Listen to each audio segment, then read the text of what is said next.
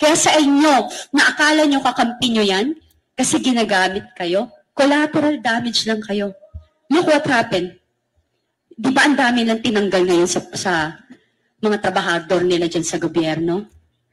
Nagki-cleaning daw sila kasi feeling nila yung loyalty, naglo-loyalty check sila.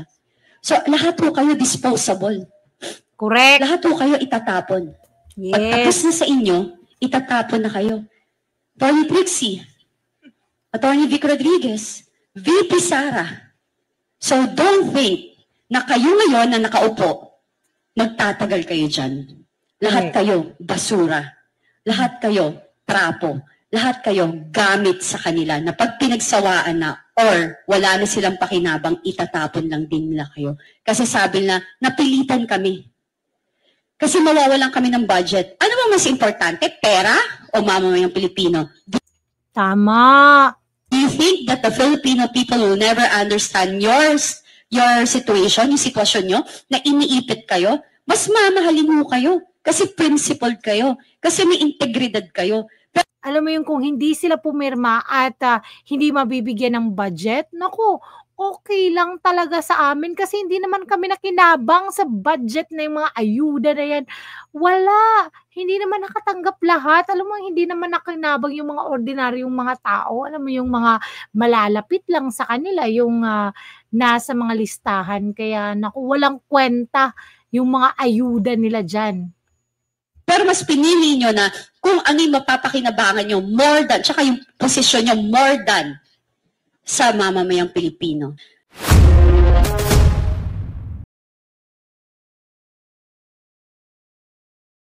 Ngayon naman guys, ay papanoorin natin ang maladamdaming pahayag ni Madam Cathy Binag tungkol sa kanilang alam mo yung pagsampa ng kaso kay Congressman Barber. So, let's go ahead and watch this. Correct. Alam niyo ho, nung lumabas ho ako at nagsalita ako at nagdesisyon ako magsalita against sa ating presidente sa kanilang ginagawa or vision nila sa paggamit ng droga. Lahat ho, alam ko na may mangyayari sa akin. Alam ko na meron hong pwedeng pumatay sa akin. Alam ko na malalagay sa alanganin ang pamilya ko.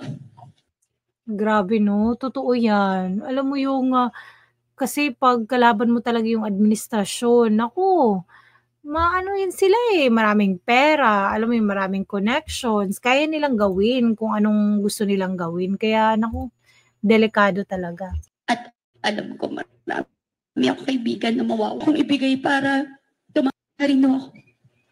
And ang hirap din sa sitwasyon ko kasi both my parents namatay na ho. Wala akong magulang. And I have 5 kids, 4 na babae. At matitino, matatalino, mababait. I'm so proud of them.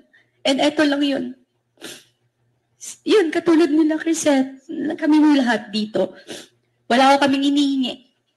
Hindi ko kami naghanap ng posisyon. Hindi kami nagpapasikat. Ano papasikat? Sikat ka, mamamatay ka? Yan ba yung sikat? Correct. Porkit nilabas lang yung mga baho nila, no? Nilabas lang yung mga hindi tamang ginagawa nila. Ganun na kaagad. Isinasalang mo yung buhay mo. Hindi Correct. puso yung ginagawa namin. Correct. Sabi nila, may isa nga akong friend, sabi, why is Cathy, parang, she went ballistic na. Sabi ko, ballistic na kung ballistic. As long nagsasabi ka ng totoo. Ako hindi ko maintindihan yung nangyayari ngayon. Sa ating mga politiko o leader natin sa ating bansa, dapat ho, kung kayo ho ay kinikriticize, tanggapin nyo ho. You pray for it, pag-isipan nyo, and tingnan nyo ho yung sarili nyo sa salamin kung tama ba o mali yung ginagawa nyo. Yes. Ang nakikita ko ho dito, yung nangyayari ho sa amin ngayon, hindi na ho to bago sa akin. Nangyari ho to sa akin. Simula 2021 hanggang ngayon, yung pagbubuli ng tuloy-tuloy, yung ginagawa nila, sabi ko nga sa'yo, kaya nga ako natauhan, yung ginagawa nila kay VP na panggigipit, duwag naman ho yung mga yan Manggagamit ho yan. Gagamit sila ng tao para manakit. Gagamit sila ng mga tao para sila yung gumalaw para sa kanila. Pero sabihin mong sila itself ang gagawin, hindi na gagawin. Kaya Yes. sa inyo, na akala nyo kakampi nyo yan, kasi ginagamit kayo, collateral damage lang kayo. Look what happened. Di ba ang dami lang tinanggal ngayon sa mga trabahador nila dyan sa gobyerno? Nagki-cleaning daw sila kasi feeling nila yung loyalty, naglo-loyalty check sila. So, lahat po kayo disposable. Correct. Lahat po kayo itatapon. Yes. Pagtapos sa inyo, itatapon na kayo. Watch out kayo dyan, mga congressmen.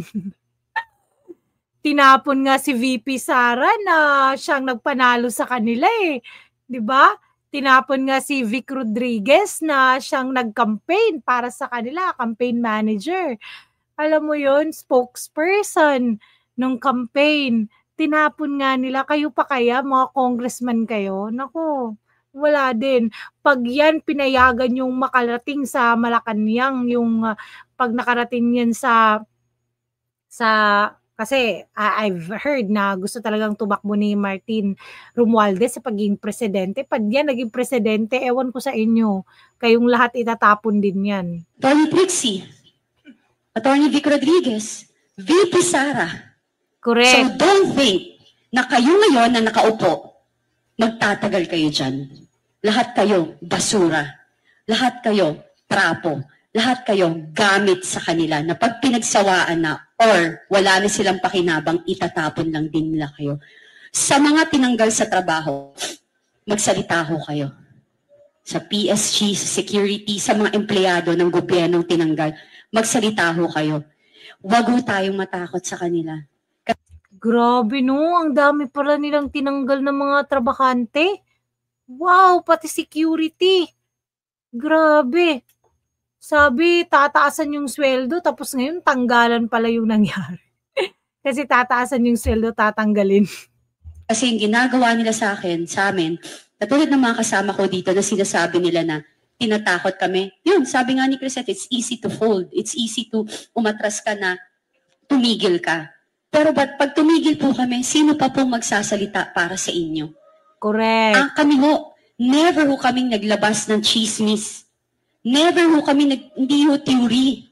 Facts. Kinukuha ho namin sa kwento nila, the way sila mag-hearing, lahat ng nilalabas sa media, lahat ho, doon namin binadissect yun. Doon namin kinukuha yun, tapos bibigay kami ng aming opinion sa nakikita namin. At yan po ang karapatan natin bilang Pilipino. Kasi democratic country tayo.